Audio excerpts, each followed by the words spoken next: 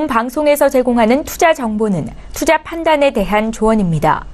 방송에서 제공하는 주식의 가치, 가격 상승 및 가격 하락에 대해서는 방송사에서 보장하지 않습니다.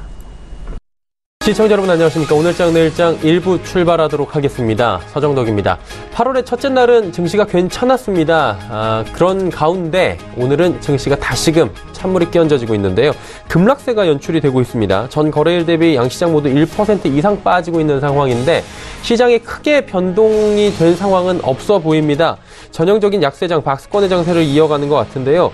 미중 간의 무역 분쟁 이슈가 다시금 불거진 부분, 그리고 미 연준이 기준금리를 동결했다 하지만 향후 2차례 인상을 예고했다라는 부분이 지금 특징적인데 이 부분으로 인해서 시장은 타격이 굉장히 큰 모습입니다. 양시장 모두 상승하는 업종 지금 찾기가 어려울 정도인데 거래소 쪽 보니까 통신주 제외하면 전 종목 빠지고 있고요. 코스닥 시장은 몇몇 게임 종목을 제외하면 모두 하락세입니다. 특히나 전일 코스닥 시장을 이끌었던 그동안 많이 빠졌던 제약바이오 업종들이 오늘 그대로 빠져내려가면서 시장의 하락을 주도하고 있는 상황입니다. 결국에 하루 만에 좋았던 분위기는 반전이 됐고요. 그러다 보니 8월의 증시의 향방에 대해서도 다시금 시장의 이야기들은 엇갈린 소리가 나오고 있습니다. 과연 어느 방향성을 가지고 대응을 해야 할지 오늘장, 내일장에서 확인해 보시길 바랍니다. 헤드라인 뉴스부터 전해드리도록 하겠습니다. 미국 중앙은행인 연방준비제도가 기준금리를 동결했습니다. 미국 연방준비제도는 FOMC 정례회의를 마친 뒤 성명을 통해 현재 1.75%에서 2%인 기준금리를 유지하기로 했다고 밝혔습니다.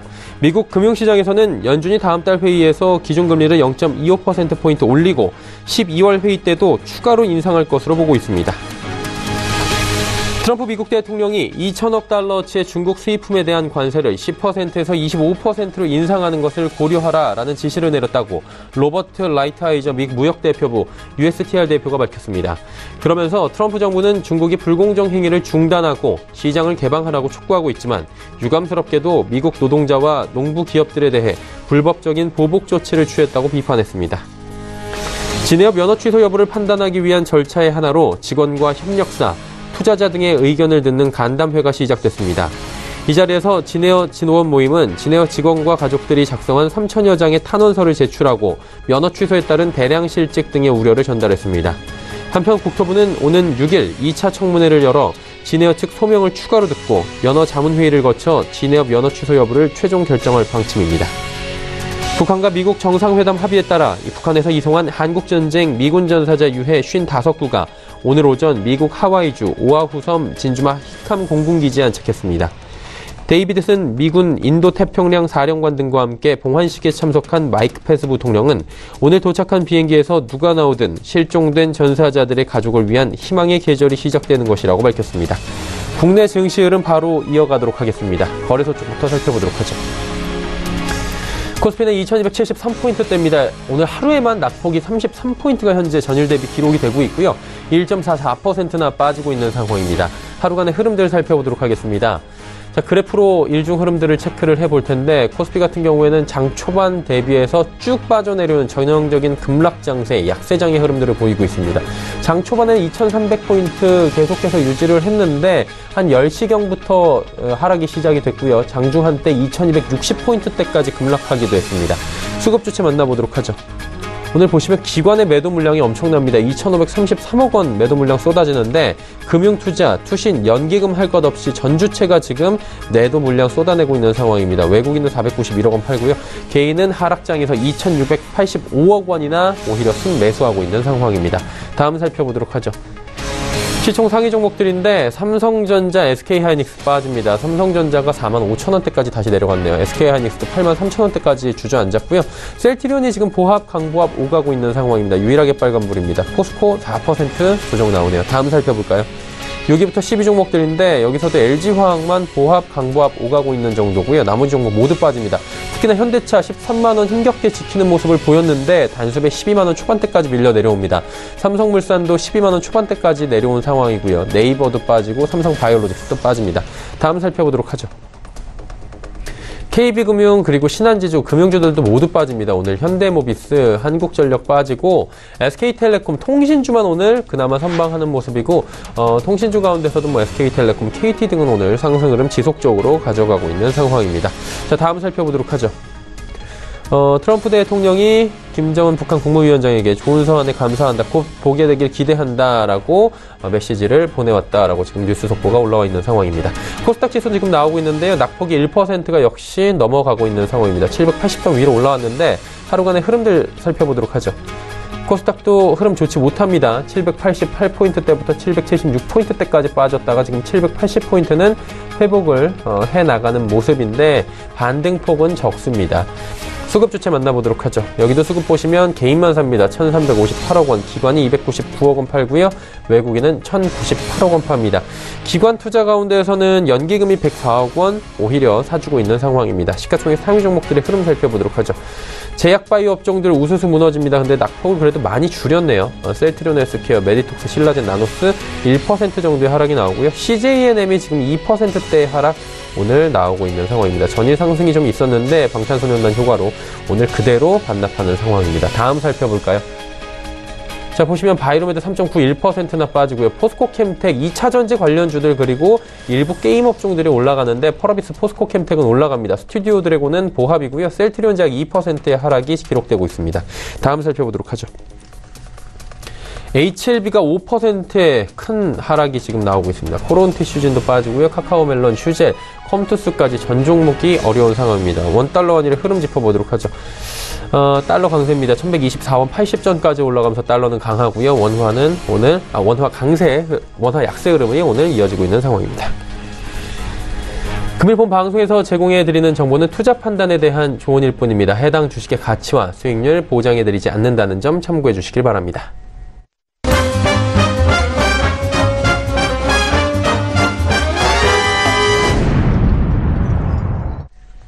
오늘장 이슈 바로 짚어보도록 하겠습니다. 하나금융투자증권 투자금융팀의 최보원 연구원 연결되어 있습니다. 안녕하십니까, 연구원님? 네, 안녕하세요. 예, 우리 증시는 결국엔 또 박스권입니다. 어제는 좀 올라가나 했는데 오늘은 또 빠져내려가고 있고요. 일정한 등락을 거듭하면서 지지부진합니다. 그렇다면 다른 국가들은 비슷한 흐름 보이고 있는지 궁금한데요. 다른 나라들은 어떻습니까? 네, 말씀 주신 대로 한국은 계속 좀 지지부진한 흐름을 보이고 있는데요. 신흥국가 같은 경우에는 위기설이 있었던 6월이 끝난 지도 한 달이 벌써 지나서 지금은 이제 8월을 맞이한 상태입니다. 한국은 하락장을 여러 번 경험했지만 타 국가들의 경우에는 6월보다는 조금 숨을 돌리는 모습이 보이고 있습니다. 특히 7월에는 우려가 컸던 아르헨티나가 전월 대비 13%, 브라질이 9% 상승하는 모습을 보였고 태국과 필리핀 역시도 7%에 달하는 상승폭을 7월 한 달간 보여왔습니다. 브라질의 경우에는 미중 무역 분쟁에 대한 수혜감이 오히려 좀 존재를 하면서 타 국가들 대비로도 크게 꾸준히 상승하는 모습을 보였고요. 환율 역시도 달러 대비 3.8, 3.9 헤알 수준에서 3.7 헤알 중반 수준까지 좀 회복하는 모습을 보였습니다. 주요 국가들 대비로도 한국, 홍콩, 베트남은 조금 부진한 모습을 보였는데요. 베트남의 경우에는 수급 불균형과 함께 높은 밸류에이션을 더해서 신흥국 우려가 겹쳐졌고 거기에 미중 무역 분쟁에 대한 우려까지도 직격탄을 맞는 모습을 보이며 부진한 모습이 계속 좀 이어지고 있는 상황입니다. 900선에서는 조금 반등폭이 나타나고 있긴 하지만 950선 전후에서는 여전히 다시 제한적인 상승폭을 보이거나 다시 오히려 하락하는 모습이 연일 나타나고 있습니다. 반면 인도와 같은 경우에는 7월 한 달간 미국의 S&P 500 지수보다도 높은 상승률을 보이기도 했고 MSCI 아세안 프론티어 국가들도 드디어 반등폭이 좀 나타나는 모습을 보였습니다. 여전히 한국도 그렇지만 추세적으로 회복했다기보다는 지지부진한 흐름을 보이고 있다는 느낌이 좀 전체적으로 강한 상황이긴 합니다. 북미로의 자금 유입이 계속 이어지는 상황이기도 하고요. 하지만 7월 초반부터 말씀드렸다시피 하락폭이 컸던 국가들을 중심으로는 어느 정도 좀 반등이 나타나는 7월의 모습이 보여졌습니다. 한국 같은 경우에 전일 소폭 반등에 성공하긴 했는데 오늘 또 조정이 나오고 있고요. 중국 같은 경우에도 지금 조정이 나오고 있는 상황인데 그래도 반등에 대한 기대들은 좀 하고 있는 것 같습니다. 어떻게 보십니까? 네, 계속 또 반등을 했다 빠지고 이런 지지부진한 흐름 계속 보이고 있는데요. 미국과 중국의 대립 관계가 계속 이어질 것으로만 보이던 시기와는 조금 다르게 최근에는 대화와 협상이라는 단어가 함께 언급이 좀 되고 있는 상황이기는 합니다. 무역전쟁 대신 무역협상이라는 단어 역시도 조금 강조가 되기도 하고요. 협상에 대한 기대감이 한참 안개 속에 있던 상황에서는 조금 달라지면서 기대감 역시도 좀 존재를 하는 상황이고요. 이러한 기대감이 높아지는 시기에는 당연히 미중 무역 분쟁의 여파로 하락폭이 컸던 범중국, 신흥아시아 국가들에 대한 상승도 기대는 좀 가능할 것으로는 보여집니다. 국가별로 차별화된 흐름도 나타날 수 있는 상황이고요.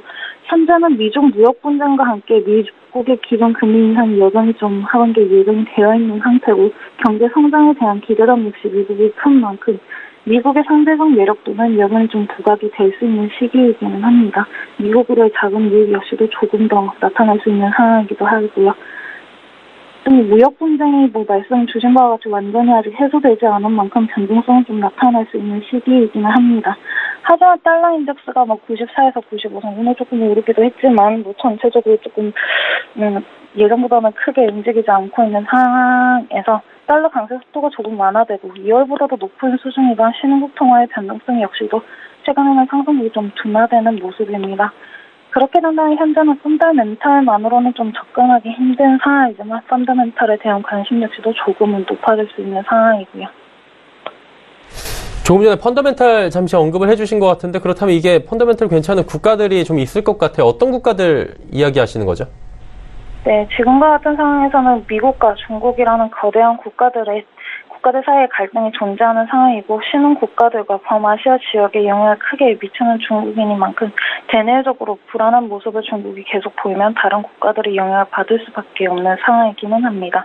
이러한 상황에서는 대변동성에도 관심이 크게 집중은 될 수 있으나 개별 국가별로 내부 변동성에 의해서도 크게 흔들릴 수도 있는 상황입니다. 하지만 대내의 변동성이 좀 축소되는 시점에서는 기본적인 개별 국가의 펀더멘털도 비교해 볼 수 있을 텐데요. 기본적으로 경제 성장률이 높은 인도와 같은 경우에는 소폭 하향 조정이 되긴 했지만 선진국 전 세계 대비로도 인도뿐만 아니라 주요 신흥 국가들의 성장률 전망치가 아직도 상당히 높은 편이며 15년, 16년까지만 해도 마이너스 성장률을 보이던 국가들이 17년에 이어서 18년에도 플러스 성장으로 이어갈 수도 있을 것으로 보여지고 있습니다. 브라질과 러시아 같은 국가들을 그렇게 볼 수가 있고요. 이익 전망치 역시 미국과 일본이 상승하고 있어서 단기적으로는 관심이 몰릴 수 있는 상황입니다.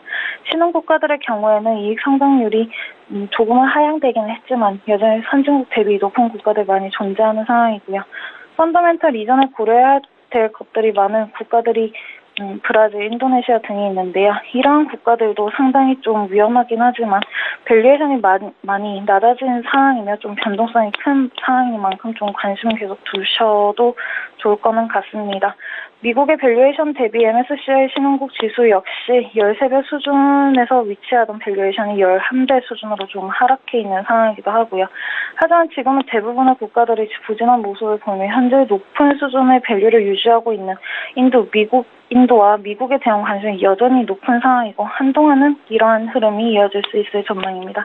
하지만 우려 완화 시에는 하락폭이 큰 국가들 중 앞에서 말씀드린 성장 가능성이 존재하는 국가들 역시도 관심을 받을 수 있을 것으로 좀 보여지고 있습니다. 네, 알겠습니다. 오늘 말씀 여기까지 듣도록 하겠습니다. 고맙습니다. 네, 감사합니다. 하나금융투자증권 투자금융팀의 최보원 연구원과 이야기 나눠봤습니다. 이슈 칼럼 이어집니다.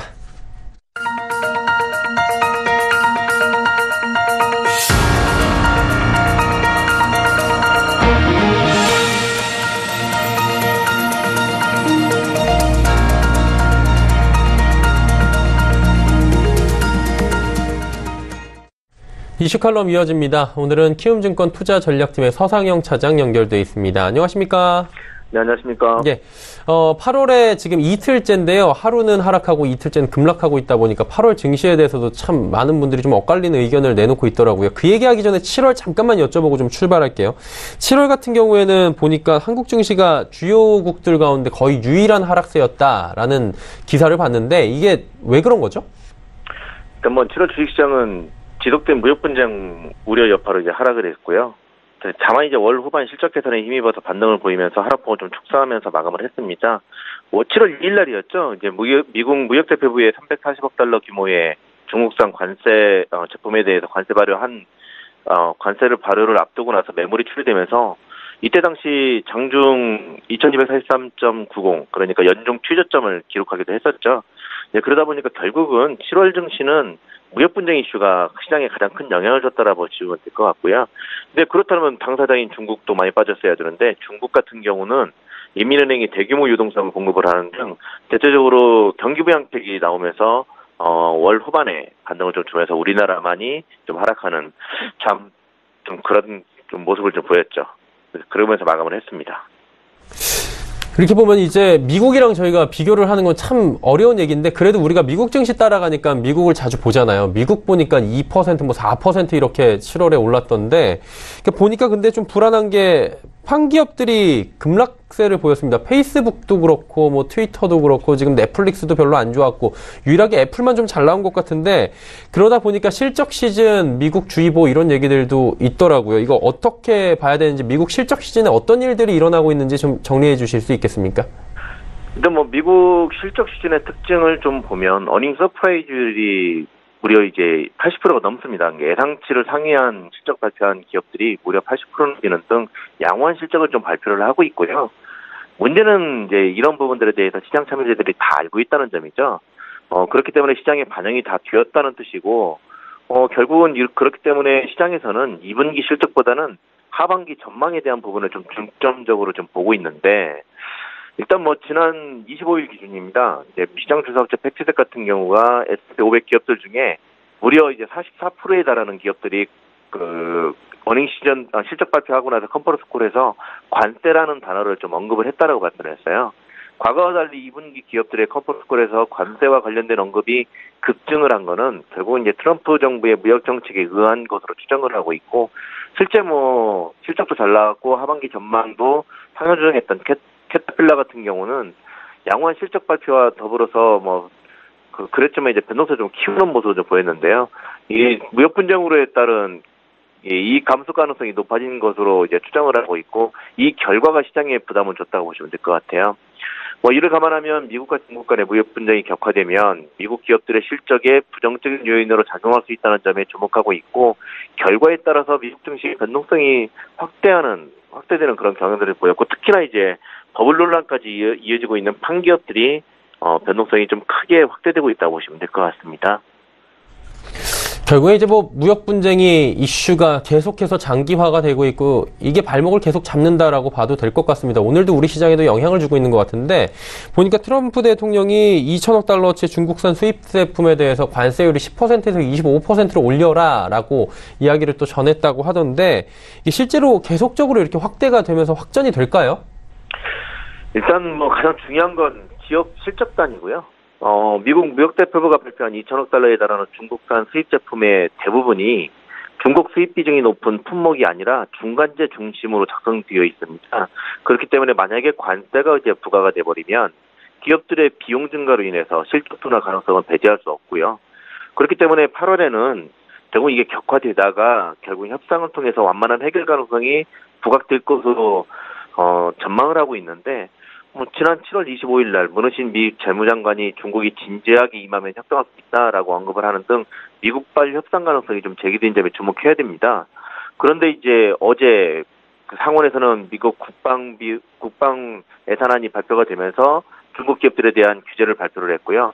거기다가 상무부 같은 경우는 44개 IT 기업들에 대해서 수출 통제 리스트를 발표해서 그런 내용들이 나오면서 오늘 우리나라 증시가 중국 증시가 3% 넘게 급락을 하니까 우리나라 증시가 동반해서 같이 빠지고 있는 상황인데, 이러다 보니까 이런 무역 분쟁 이슈가 더 확대되는 거 아니냐 이런 식으로 해석될 수가 있는데요. 지금 그렇기 때문에 사람들의 시장 참여자들의 모든 눈은 중국 정부에 달려 있다고 보시면 돼요. 중국 정부가 과연 어떠한 반응을 보이는지 이 부분에 좀 초점을 맞추고 대응을 해야 되는데, 일단 중국의 입장만 좀 살펴보면 8월 초에 베이다이어 회의가 다음 주 주말 정도로 예상되고 있는데, 여기에서 모든 미국과의 무역 분쟁과 관련 정책이라든지 시진핑 주석의 정치적인 지도력이라든지 이런 것들이 결정이 되고 논의가 될 가능성이 높습니다. 그렇게 된다면 결국은 베이다이어 회의 이후에 중국의 무역 정책에 관련된 방향성이 좀 결정될 것 같아요.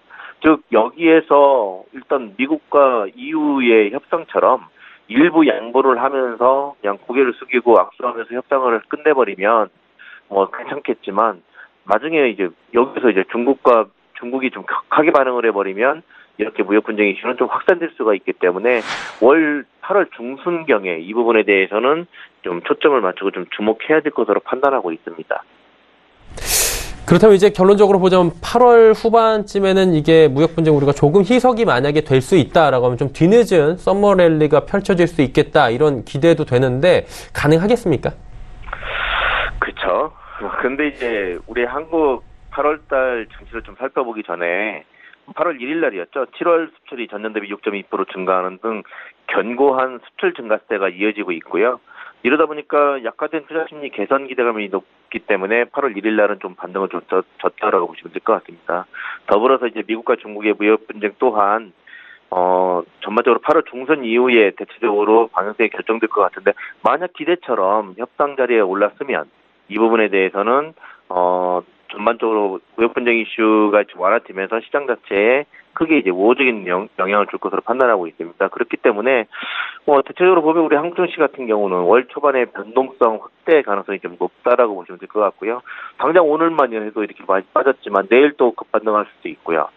그렇기 때문에 이번 주하고 다음 주 정도까지는 우리나라 국내 증시의 방향성을 보이기보다는 변동성을 좀 확대하는 그런 구간이라고 보시면 될 것 같고 베이다이어 이후에 중국 정부의 무역 정책과 관련된 방향성이 결정이 됐을 경우에 그렇게 되면 이제 우리나라 증시 같은 경우는 대체적으로 무역 분쟁 이슈가 완화되면서 그동안 7월 달에 못 올랐기 때문에 그 부분까지 영향을 주면서 뒤늦은 썸머랠리가 부각될 수도 있기 때문에 대체적으로 8월 중후반에 초점을 맞추면서 시장이 대응을 해야 될 것으로 판단하고 있습니다.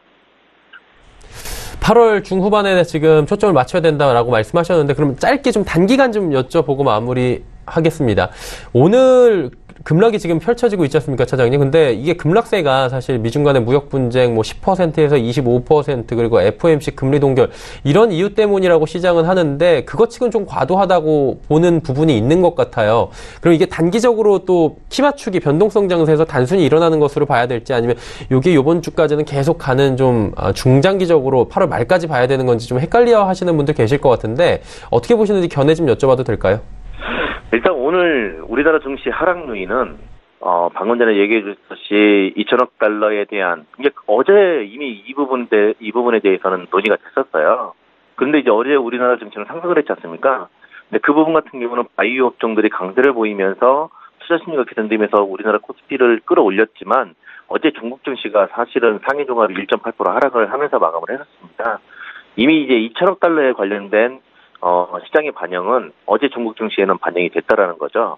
자, 그렇다면 오늘 중국 증시가 또 3% 가까이 빠지고 있습니다. 이유가 뭘까? 단순하게 FMC 같은 경우는 발표되고 나서 금융시장에 대한 영향력은 그렇게 크지 않았었습니다. 그렇기 때문에 이 부분은 별로 아니고요. 그다음에 2천억 불 같은 경우는 어제 이미 관련된 뉴스가 나왔기 때문에 그 요인은 아니고요. 그러면 두 가지였었어요.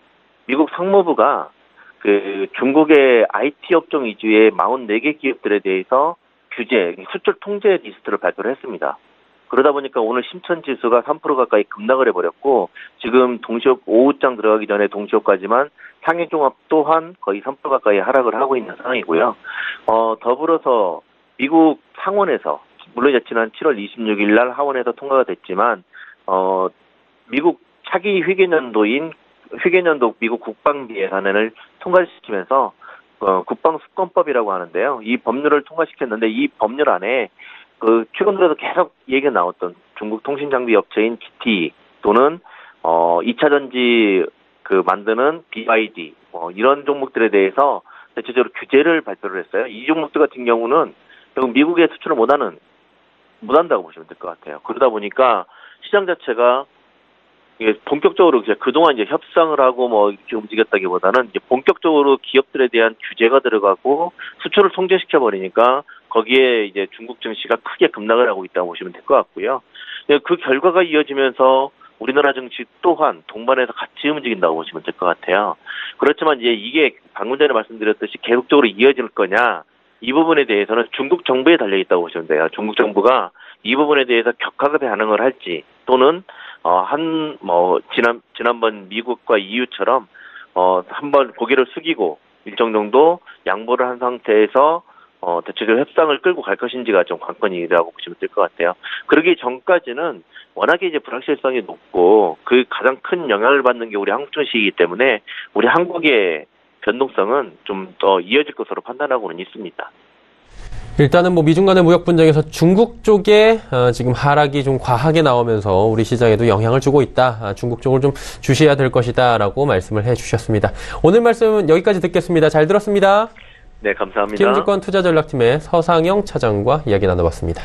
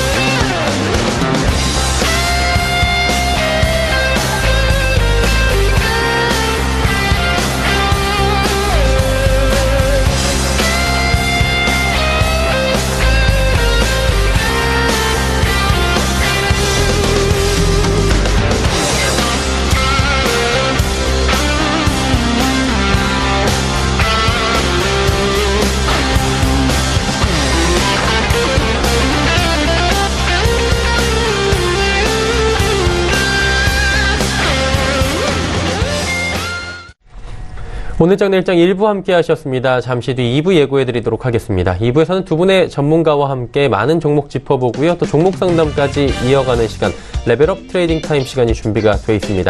잠시 뒤 2부에 두 분의 전문가 모시고 다시 찾아뵙도록 하겠습니다. 고맙습니다.